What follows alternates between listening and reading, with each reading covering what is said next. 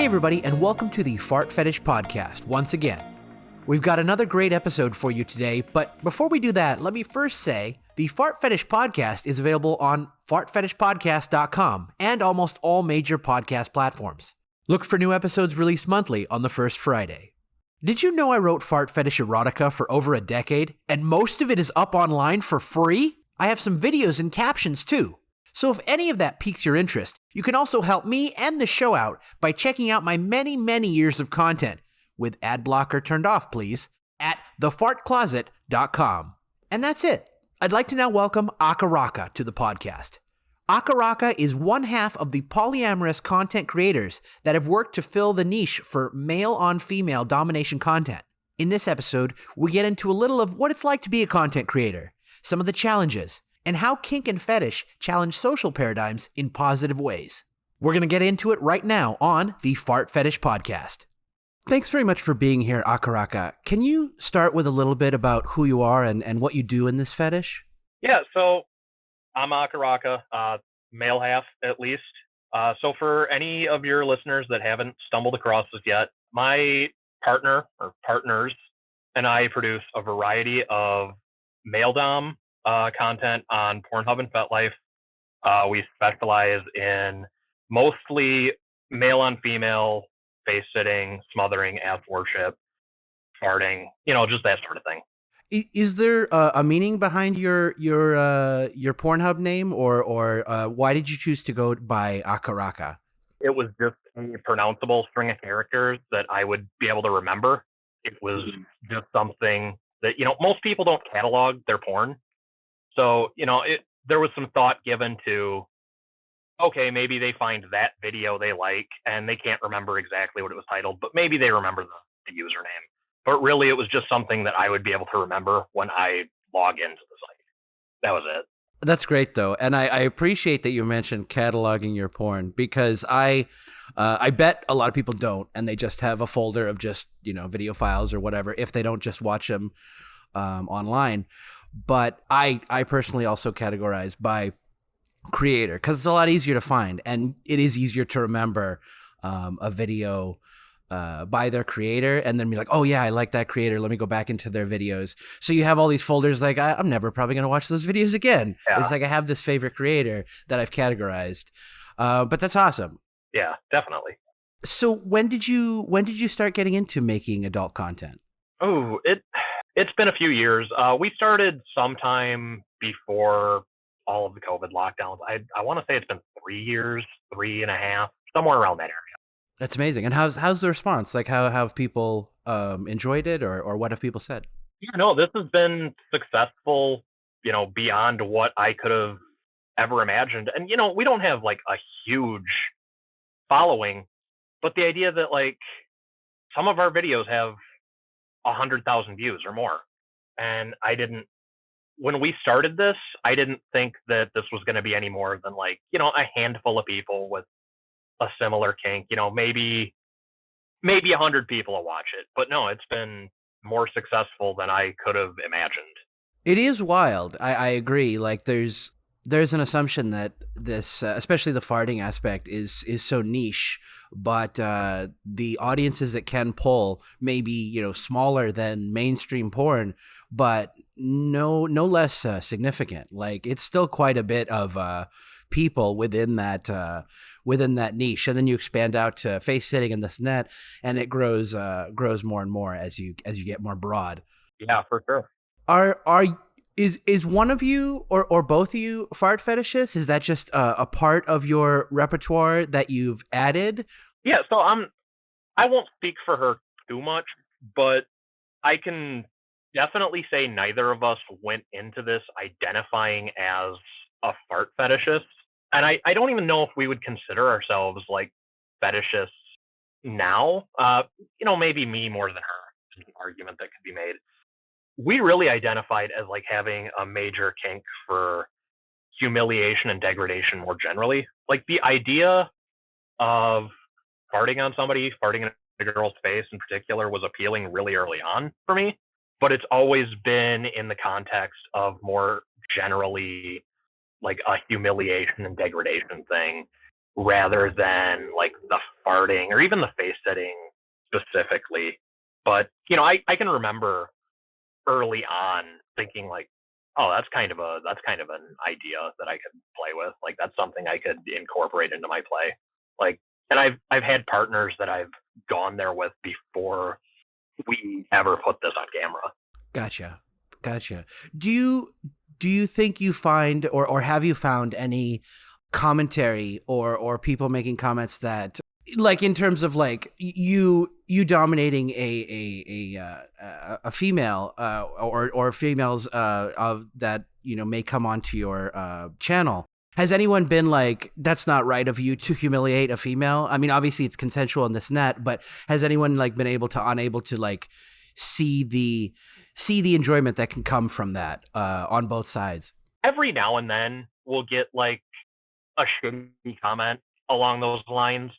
But I think like the vast majority of people who stumble on our videos, even if it's not for them, like they get the context of kink and BDSM and humiliation play.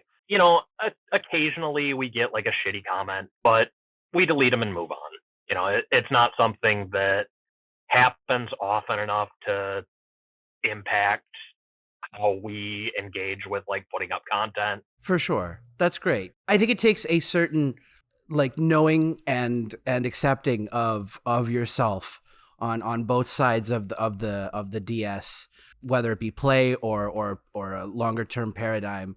Yeah, for sure. For sure. You can't really like go into, like, a lot of people think like this is the way a relationship should be. These are the power dynamics, and that's just the way it is. Whereas I think people in fetishes, people in kinks, they're breaking down those paradigms, which I think is important. Yeah, at the end of the day, like all of the content that we've put up is stuff that we're doing because we enjoy it, right? Like nobody's holding a gun to either of our head and making us do this. Like this is stuff that my partner asks for when we're off camera too. This is stuff that we do in our regular relationship that we both get something out of and we both enjoy very much. So yeah, it's just at the end of the day, like I don't know that I've got a huge insight on this, but we like it. The videos reflect what we like, what I like, what she likes, and we just don't pay a lot of mind to anybody that has something negative to say about how we conduct our relationship generally, whether it's like a family member that doesn't approve of like our polyamorous relationship, or whether it's like a shitty internet commenter that thinks that we have a weird fetish, right? For sure. And that is so it is super important. And I'm glad you said that. People definitely do need to start it, work to internalize that idea and that message that, you're not hurting anyone than what you like to do consensually with your partners is perfectly fine. You mentioned that it's your interest that drives you to, or at least that's what I parsed out, that it's your interest in the acts in general that drives you to make the content. But do you have any other drives that made you want to start making videos, start gathering a fan base? What was that I guess impetus? As far as putting up content in the first place, the impetus really was just we're making content that we would want to see. And I even got that listed on my Pornhub page, right? Like we're making the type of content that we'd want to watch. There just isn't a ton of material in this niche. And we thought if this is something that we're doing in our bedroom, if this is something that we would want to watch, I bet there's somebody out there searching for this that would like to see it. We didn't think it would become as big as it did, but we figured somebody is out there looking for something like this. Then, if it can bring enjoyment to somebody, why not? Absolutely. And I think that is so true that, when I started, I had just had thoughts and fantasies, well before I went online and saw that there's actually, people that do enjoy this content, farts and what have you. And I, was inspired by reading other people's stories to start writing my own. And I think that is what drives a lot of great content. It's just like, oh, I like this. Obviously other people must like it as well. I can't be the only one. Let me put it out there. Let me throw my fishing line out there and see what happens. And then often the response is like, oh yeah, I've been waiting for this. Yeah, definitely. That's been our experience for sure. That's awesome. I'm so glad to hear that. I may have already asked this, or you may have already said it, but how did you get started with it? Like, do you have a background in production? Did you just start? Did you just pick up a camera and just go with it? Yeah, so we are both famously inept when it comes to any sort of production value. Like, if you watch most of our content, it is very amateur, and it's not necessarily by design. Although I think there's some appeal to that, right? Like, people do seek out amateur porn, but we have no background in production. The extent of us picking up a camera is taking some pictures on vacation or whatever, right? It really just was a matter of throwing up what we could within our limitations early on. And I think we've gotten a little bit more experience with that with time. We've got some technical limitations that we're working with, but I've learned a little bit of video editing along the way, but we really did just start from absolute scratch.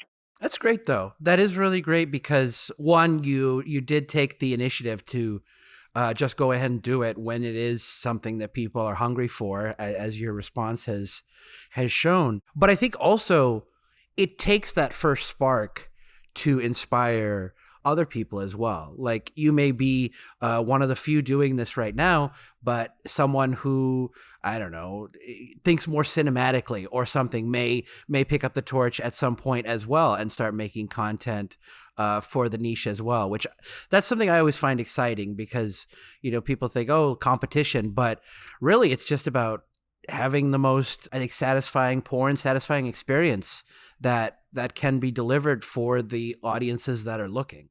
Yeah, I agree. And actually, within this niche, I've already seen that sort of start to happen. When we first started putting up videos, there were really, at least insofar as I could find, there were a handful of videos on the internet generally. And, they were very, very amateur, very some of them had clearly been shot 10 years ago, right?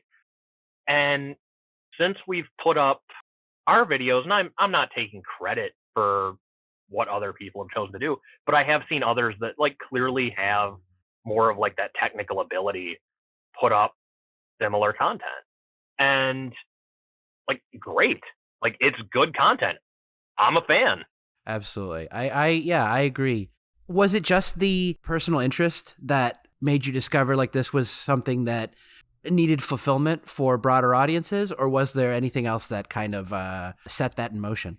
I can just give you kind of the general story of how we arrived at this in the first place, in terms of just our practice privately and kind of how it evolved from there into making videos. Sure. So early on in our relationship, when my girlfriend, my primary sub in most of my videos, and I were negotiating around boundaries and limits and stuff, she just made an offhand comment that she watched a lot of Brazilian face sitting and smothering videos. And I'm sure most of her audience is familiar with that part of the internet. Yeah. Right? I'm sure. Yeah.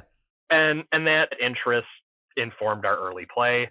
I'd done similar things with previous partners. It was well within my general interest. And eventually it just came up in conversation that what we do, quote unquote, isn't really reflected in porn. So we just threw our first few videos up, kind of as a result of that evolving kind of conversation, realization between the two of us, and, just kind of the evolution of our interests over time. For sure. Is there, I don't want to get too personal, but is there a kink scene near you? Is that where you two met, or did you meet through other circumstances? So we met in our local kink community. We're both no longer super involved in our local scene, but at the time, like we were both very involved in our local kink community.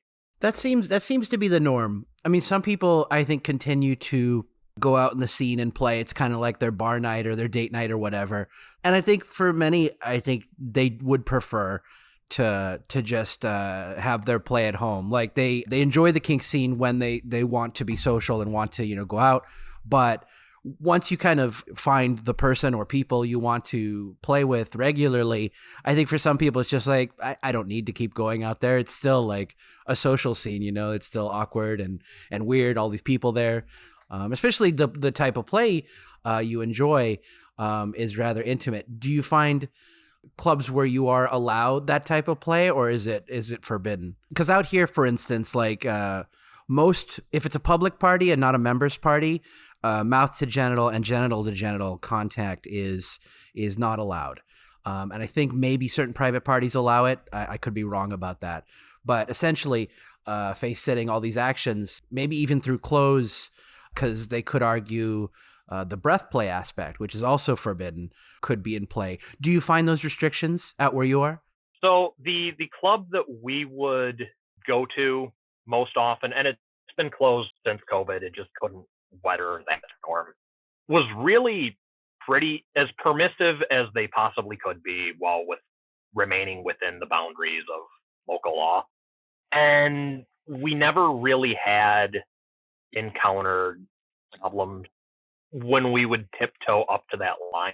We would largely just kind of because of our own reservations avoid going too far down that too far down that line of play in public. We would largely contain ourselves to impact play and sort of the more like socially permissible kink in those spaces when we would go to events. The kink community in general, where we're at, is kind of restricted. Our local city didn't even have a club until recently, and the club that we currently have, we won't attend for a variety of reasons. We were always going to a city about an hour away to a club that is, I think, more ethically run.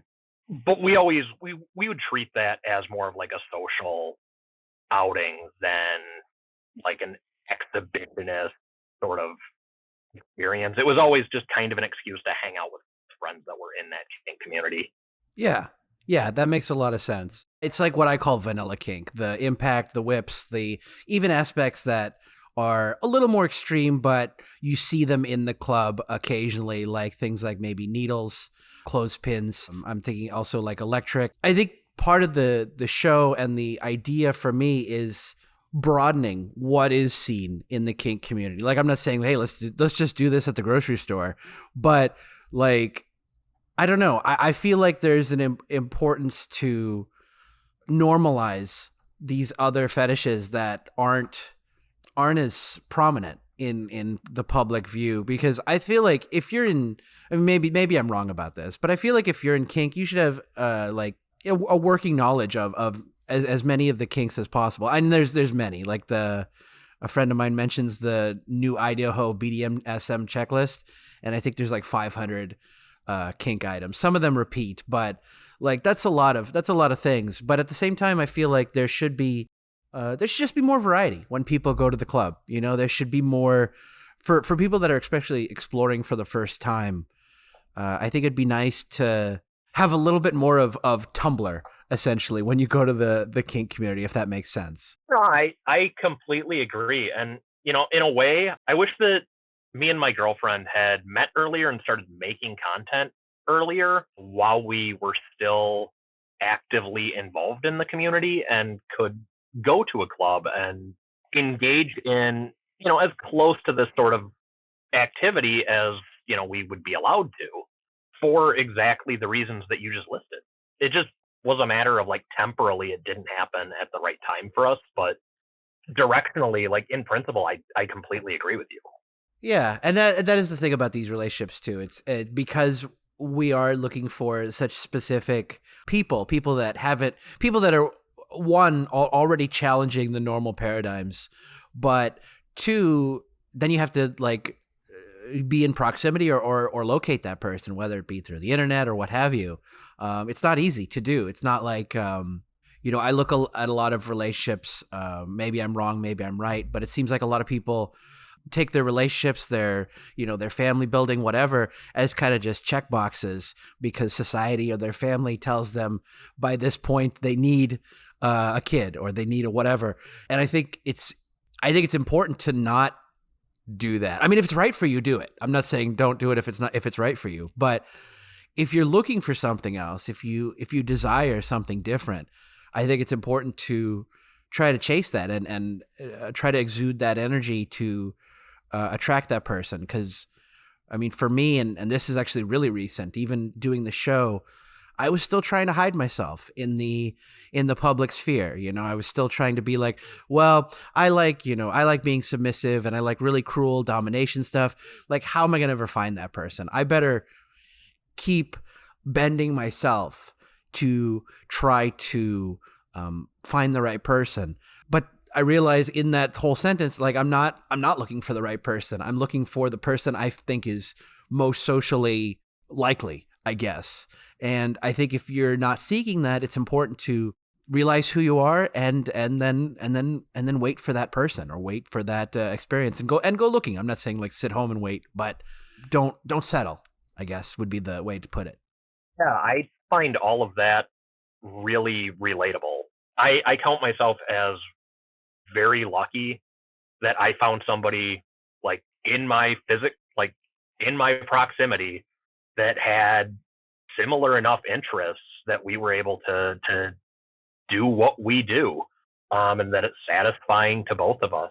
I can definitely relate to being in the kink community, the like real life meat space kink community, and tempering my interests to fit like what felt socially acceptable, even in this like deviant space. Like even in this space where like the vanilla world looks at us all as freaks, no matter what we're into, right?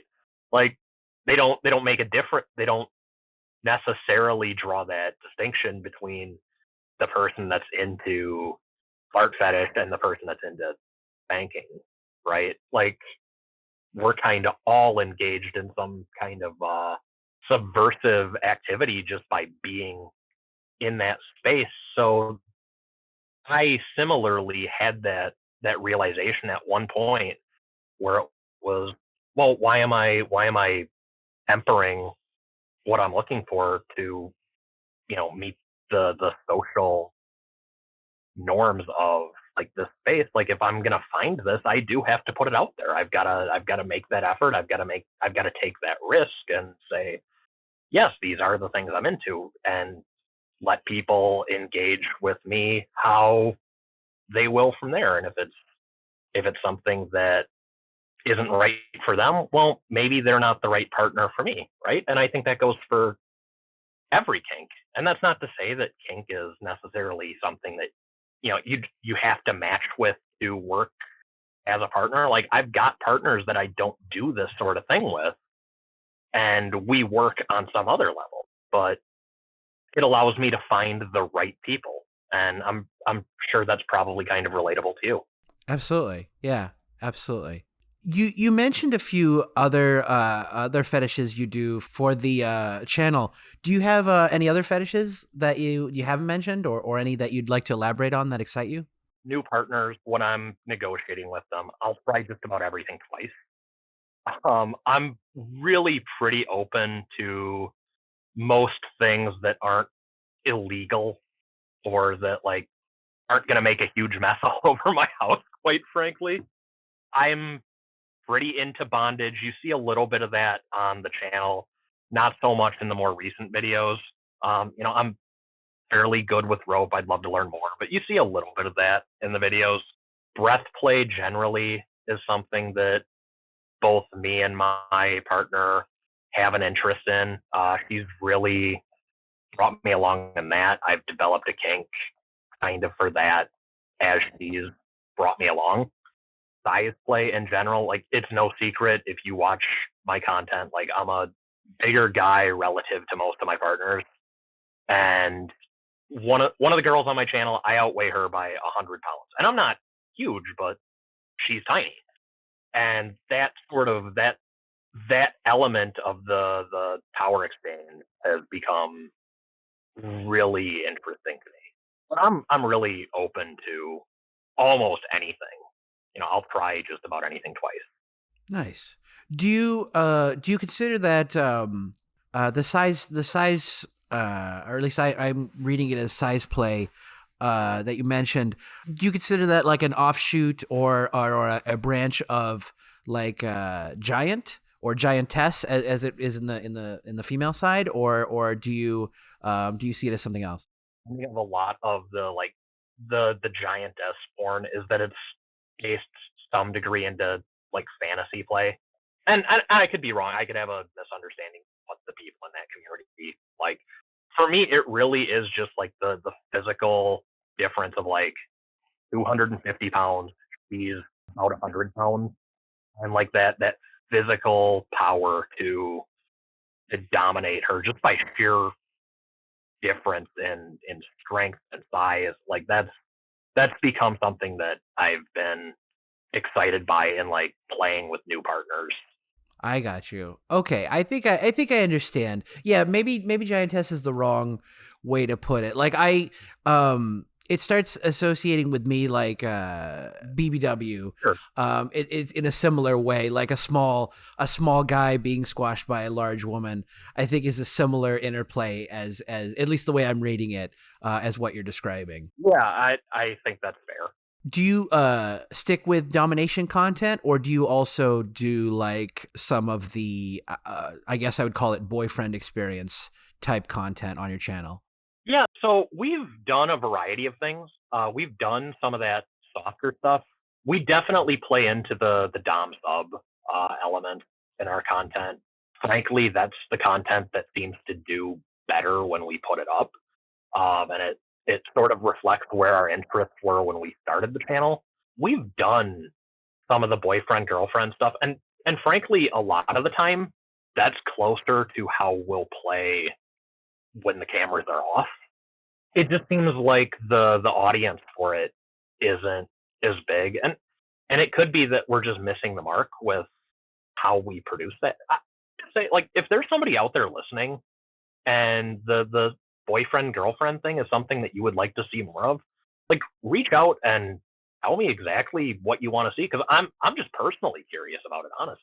Absolutely. And I think it just depends too. I think it maybe also the creator's mindset as well. Like I don't think I could deliver good boyfriend, girlfriend, whatever experience content, whether it be in writing or in video. I think I could do it, but I don't think my heart's gonna be in it, and it's not maybe gonna have the same feeling as someone who actually enjoys that. Actually, that's the kind of content they live to see, or they enjoy seeing. Whereas me, it's just like, well, I'm kind of doing this to cater to someone who wants to see that content. And not like I'm trying to be exploitive, but like just to try to offer a variety. But I think if that's not where your headspace is, it may be best left to people who are in that space. Yeah, I agree with that. Do you so and you yeah you said you found most people are gravitating towards your domination content anyways. Yeah, and that really, maybe it's just that we're better at it because that's the way we came to arrive at this kink. So we're both more, I don't want to say more comfortable or more practiced in that role, but maybe it comes off as more natural on camera, and that's what people are responding to. Or, I don't know. I would just say like it does better. We enjoy making it, and that's not to say we won't put out other kinds of content, but it's certainly not going away. Absolutely. Do you have any like insights into your content production? Like what's the main draw for audiences, or what kind of videos are most requested? So as far as requests go, I'm always kind of surprised. Like, this fetish is like so diverse in terms of what people actually enjoy about it. Like for some people, it's the smell, and they want to hear, my victim, quote unquote, talk about how nasty it is, or like some people just want to hear the sound, or like actually see my asshole while I'm farting on her face, right? Like, because that kind of content does well too. But like, we get a diversity of requests. One of the most surprising things that I found is that our content is really popular with gay men. And so we get like a ton of requests for me to do male videos. And it's not something I'm opposed to. Actually, it sounds kind of fun. We just haven't found a suitable candidate for that yet. But yeah, it's just diversity of requests. They all kind of tend to keep to one of those categories, though. Like we want to hear her talk about how nasty it is, or how much she loves it, or we want to hear the sound better. It's usually something driven in that vein. For sure. I definitely understand too, because I'm a person who has made requests, because as much as, domination content is out there, there are specifics that I look for. For me, it's I like a lot of cruel talk, and POV may be ideal, but also just the it's easy to do POV. It's much harder to offer like convincing cruelty and humiliation, which I think is for me is the most important element. So I definitely agree with you that everyone has a different thing they're looking for, even within the same fetish. Yeah, and frankly, it's driven me to develop, like, I never considered myself particularly good at verbal domination and that sort of like cruelty, and that like verbal cruelty. I've never considered myself very good at that in the past, and this has driven me to sort of develop that skill off the cuff on video, because so many people have requested that. And I still don't think I'm great at it, but it's a skill that I've begun to develop. So I hear you. Have you run into any like problems or controversies trying to produce the content or release the content that you do? So you remember a couple of years back when Pornhub had that mass deletion of unverified content? Yes. That hit us pretty hard at the time, because we were an unverified account. We're not making videos to make money. We were just putting up content that we liked. Virtually all of it, 75% of it or so, got put back up. But that period where all of that content was down just got us out of the groove of making new content consistently. And we've never really found that groove again. Content guidelines are something that we run up against with some regularity. Pornhub, in particular, like for reasons that are totally understandable, when you look at their battles with credit card processors, like they toe a pretty fine line with regards to what sort of content they'll allow to be on their website.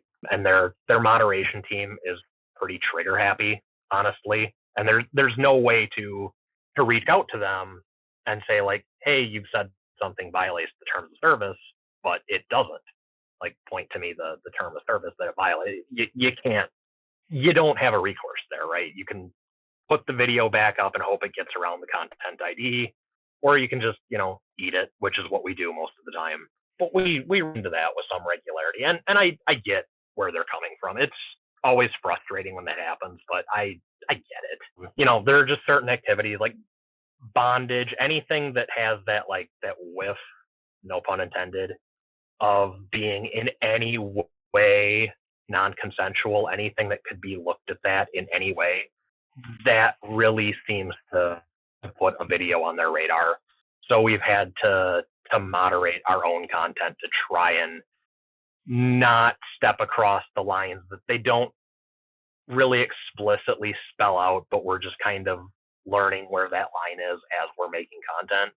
Yeah, that is the problem, especially with CNC or consensual non-consent. It becomes very difficult to do that, because I mean, again, going back to the humiliation, that's something I'm really into, is the consensual non-consent aspect. I don't seem to see as much problem in the, like, I see a lot of people offering or doing those videos, but I don't know if it's because people are re-uploading like this vid and people there's not as robust content moderation. Like you said, when they did the Pornhub purge, it seems like they wanted to be more like a clips for sale type portal where they're going to spend a little more time policing what's on there rather than like a YouTube where they're permissible until people start reporting it and then they're going to just strike down on it. Yeah, exactly. This vid is a great example. Like we've thought about putting our own content up there, but frankly, all of our stuff is already on there. We would just be duplicating things people have already re-uploaded. Maybe it's not a horrible idea to just put stuff that Pornhub says no up on there. Maybe that's what I'll do after I get off the phone with you. I don't know. Yeah, for sure. I mean, I don't think it's a bad idea to have your own presence too, because even though I don't think people look at profiles and stuff there, it could on the one off or whatever, occasionally grant you more business or more eyeballs to other channels that you do monetize. So I would definitely do it. I'm a person who. Even just for SEO purposes, like I'll try to make an account everywhere that makes sense. Do you have a fetish or a video that was like the most interesting request that someone asked you to do? Yeah, no, like a lot of the requests that we get really are just they're in one of those well-established groups.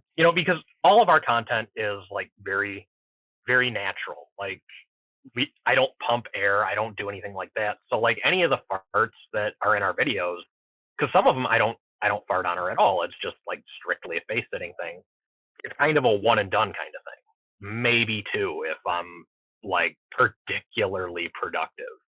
One idea that somebody had suggested recently in a message to me was to like every time nature calls, quote unquote, fart on her face, record that little like 10-15 second clip, throw them all in a compilation and throw it up. And that sounds really interesting. It's just practically we haven't had a day where we could do that yet, but that's probably something that'll be coming at some point when we get the opportunity.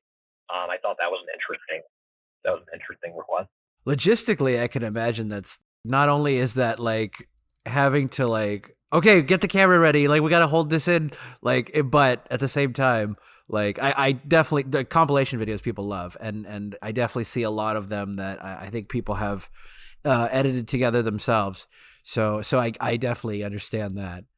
Yeah, and I've seen other creators, women that are catering to a similar kink, make those same sorts of videos, either on their own or with their sub. It's definitely a well-traveled path, but nonetheless, it's interesting. It's something that I think we'd like to do. Nice. Do you have any niches like you wouldn't work on or you won't do? Within this kink, not really. Like I said earlier, we're pretty open to experiences. Kind of as far as like adjacent kinks go, water sports is probably the big one. Just because, frankly, my main partner hates it. We have one video up where she was a great sport. Gave it the best try she could. Hated it. We're not making another one. Just that's her call. That she has revoked her consent to that sort of activity. So that would be the big one in just like adjacent activities. The big like no go zone for us has been like we won't actually fuck on camera because when we invited the internet into our bedroom, it felt important to me at least, and I think to her as well, to have like this one part of our sex life that remained private. And at the end of the day, like nobody's coming to our channel to see that anyhow, so it's not hugely restrictive. And maybe we've softened on that with time, but again, it's not what people are coming to our channel to see, so it's not something that you're likely to see there. Absolutely. No, that makes sense. Do you have anything that you like? I mean, obviously you do. What do you like to do when you're not working on videos? I'm a big movie guy, so I try and watch something whenever I can. I'm a again sensation seeker. Like that goes to food as well. I'm a I'm a great cook. Frankly, I'm not even gonna have like the veneer of modesty there. Like I'm fucking great at cooking. That's a big one. But like in terms of more specific interests, I love woodworking. I make a lot of sawdust. I love traveling. I've been all over the world. I've been blessed with the opportunity to be all over the world. I'm a big outdoors guy. I love hiking. And really just, again, I like new experiences. I like new sensations. I like just seeing what the world has to offer. Yeah, that's awesome. That's really awesome. Do you have like a ultimate goal for yourself, whether it be in this industry or something beyond this industry? I'm not I'm not what you would call the ambitious type. Really at the end of the day, I'm just trying to have some fun, make friends, and fart on some pretty faces along the way. That's cool. That's just as cool too. And you're obviously doing a service for people who want to see this. So I give you kudos there. Thank you. And I appreciate that it's not like, you have like, oh, this is my 10-year plan. I got to be here by this point. You're just following your passion and just doing it. And I think that's really, we don't see that as much as we should. I think many people aren't fortunate enough to be in that position, but that you've taken this and are giving back with what you have is great. And I applaud you for that. Yeah, I mean, I will say it did take some psychological adjustment to get in that like psychological headspace, but I'm happier for it. That's awesome. That's really cool. Do you have, we're about to wrap this up, but do you have anything more you'd like to say or discuss before I close this out? I just say that if anything that I've described sounds appealing, check out our content. Reach out to us. We're nice. Yeah, I agree with that. Do you have any other like where can people find you, or what are your links, or what other social media do you have? Yeah, sure. So you can find us on Pornhub at pornhub.com/model/Acarraca, or Acarraca on FetLife. That's spelled Acarraca. Look us up. If it's for you, great. Subscribe, like our videos, leave comments, send a message. And if it's not, like, thanks for checking us out. That's amazing. Acarraca, I cannot thank you enough for being here today and having such a great conversation. People are very interested in hearing from a male dom within this niche. So I think this is going to be a fan favorite. So I really appreciate you taking time and being here today. Thank you so much. Yeah, and thank you for having me on. I had a lot of fun talking to you. This was a great conversation, and I hope people get something out of it. Awesome. I'm so glad. All right, I'll talk to you again soon, all right? All right, thank you.